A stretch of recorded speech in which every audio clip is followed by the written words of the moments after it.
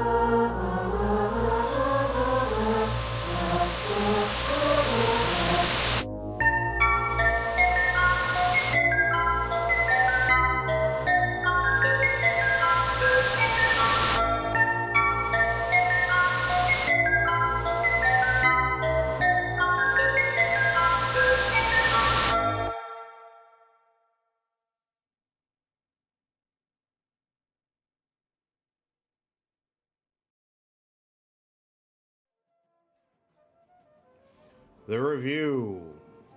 The review. This is the Cyberpunk 2077 review. Alright, hey, it's only been 3 years, I don't know. But you know what? Fuck it. I waited a decade for this game, and when I played it, I was told to wait another 2. They overpromised and underdelivered. But I waited. I don't play the game and I move on. Think about other things. I lower my expectations. I give up on playing a rocker boy that causes a riot. I'm playing a solo or a hacker. Got it. So I played the game twice. The first time I play it, and it's buggy and the combat is bad. Not just bad, worse than that, it's boring. I really just force myself through the game. It feels terrible, but I want to finish, I want to see the end, and I do.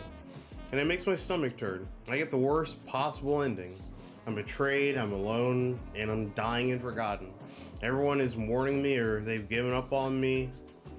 It's the worst possible ending in the game. Even that bastard Goro died in my first playthrough because of a bug. The whole thing sucked, right? But CD Projekt Red kept working on the game. They improved it. Redid the entire combat. Driving is better, and it runs. The world of Cyberpunk 2077 that they made the first time is the same. I couldn't believe it, but it was beautiful. I really didn't understand how much I missed it. And honestly, I didn't. There are parts of the game from launch that, when they worked, they were some of the best gaming I've ever come across. I know it's video games, but the set pieces were great, and the scene with Jackie talking about the future in the back of that car of Delamain, sitting on the roof with Garo having a moment with the cat, the entire Clouds arc. I want to tell you about the Clouds arc, but for now, all the stuff that didn't involve combat, just know for now that all the stuff that didn't involve combat was great. So if you're not having fun getting one tapped and running out of bullets and having to hide, but it just feels bad. Felt bad. Also, I hated the upgrade system. That sucked a lot. So they fixed that too. Leveling feels great and makes sense. The whole game just feels better. And I can't help but love it. People made this scared. Even with it being an unfinished, buggy mess, but they didn't make it fun. Because of that, I missed out on all the beauty. My first playthrough was heartbreaking, if I can be a little dramatic. I dreamed about this game, and I told so many people about it, and I wanted it to be the greatest like the greatest game, the greatest experience to ever come out. And it's never going to meet those expectations. Now, this is a review of Cyberpunk 2077. My thoughts on the game.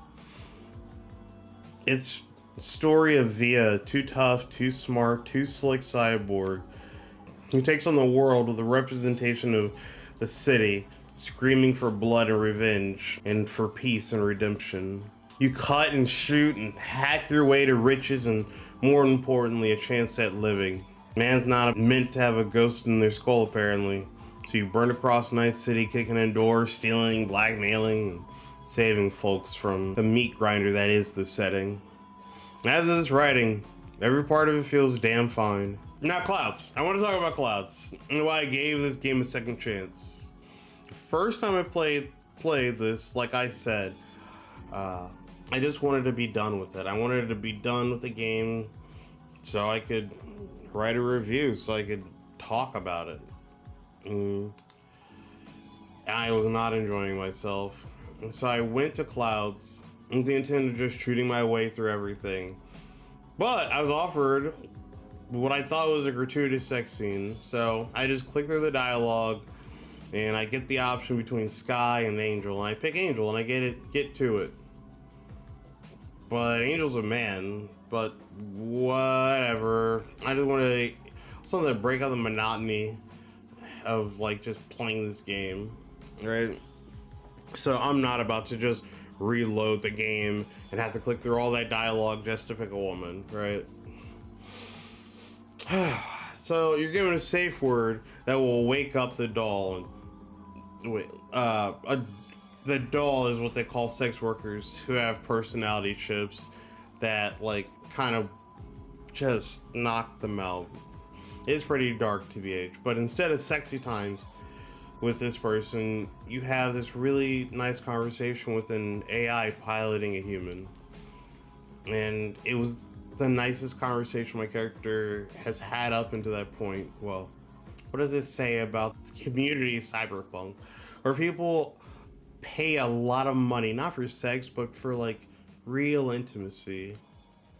But it's not even real, it's just a facsimile of intimacy. I even say that word right. It's not enough to hire someone to tell your secrets to.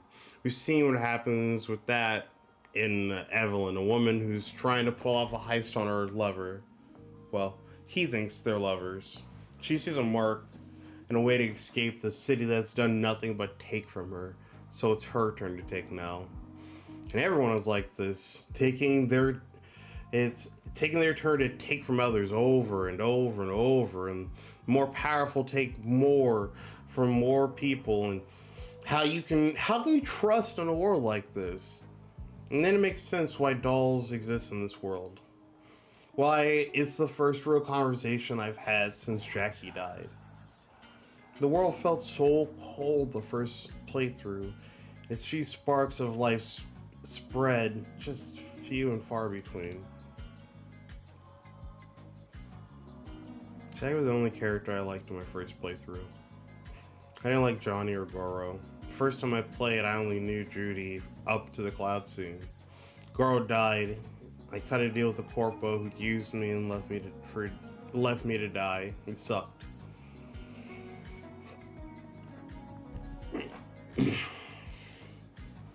But poor Jackie.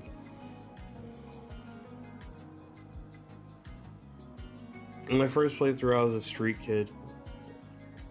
And I meet this guy, and we both meet each other and become friends because we're trying to steal the same car. He introduced me to his family, and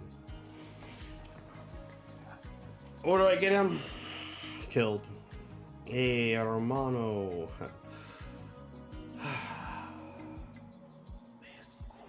Jackie Wells, cool dude.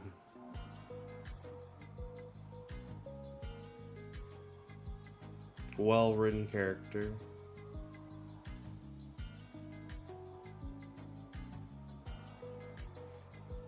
And in my playthrough, he got turned into an engram, which is essentially they copy your mind or your soul into a computer and make like a copy of you. And they did not do a great job with them. Rush job and botched too. And that's what the game gave me for characters, for allies, my first playthrough. So, my second playthrough, where I actually had fun, like doing the combat, finding and driving around, I had fun. Because of that, I did almost every single side quest I could find. I didn't look up anything, I just played the game. I loved hanging out with Judy and how brave they made that character, or River, and how in his beautiful little cute family. Pan trying to protect hers too. Rogue, Carrie, and Johnny, and they're just the three of them. Yeah, Johnny grew on me, okay? The game opened up to me, and all because they fixed the bugs in the combat.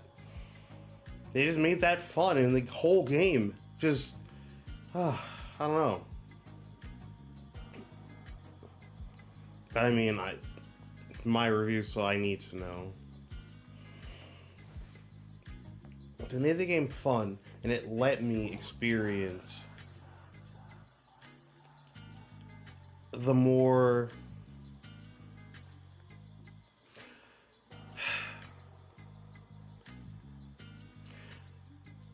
the combat was fun, so it let me find the point of the game.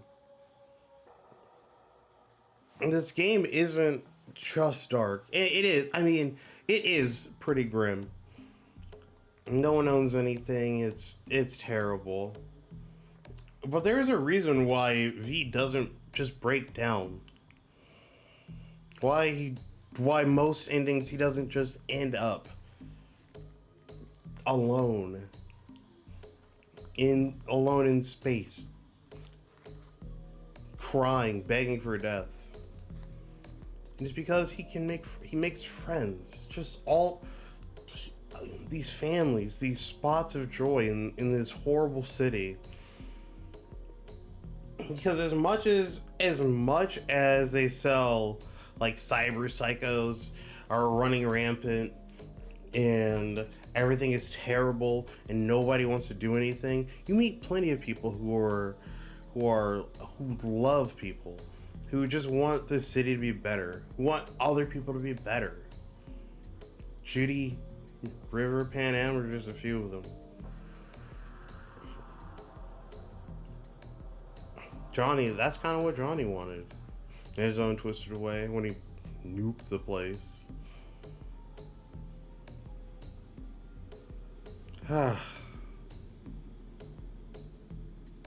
Just making combat play well and driving feel fine. Not amazing, but I don't hate it. Although, the motorcycle updates are bone apple teeth. It really unlocked the game for me. I haven't even mentioned DLC, which I need to play through a second time. I love that DLC because it feels like real DLC. My man Idris Elba kills it. And everyone does, honestly. And including Mr. No, you're breathtaking. He's incredible the whole game. And don't take me disliking the character of Johnny as like a knock on his performance. And like I said, I like the character eventually too. Not to mention, I love the hit the weak point upgrade from the DLC. You hit these little squares and you deal extra damage to the target, and every around them takes like a burst of electric damage. Very video gamey, very fun. Like, I had high hopes for this game, and then I had no hope. And I had my preconceived notions blown away both times. So I guess that's the review of this game. I've never done this before, and I'm sure it shows. I'm not sure I did even an alright job, but let me know what you think of this review and the game, and any moments that stuck out with you. And tell me about it in the comments section. And if you like the video and you want to see more of them, tell me, and hit the subscribe button. I'm going to be posting like music here, I guess. So yeah, get ready for that. Okay. Thank you. Bye.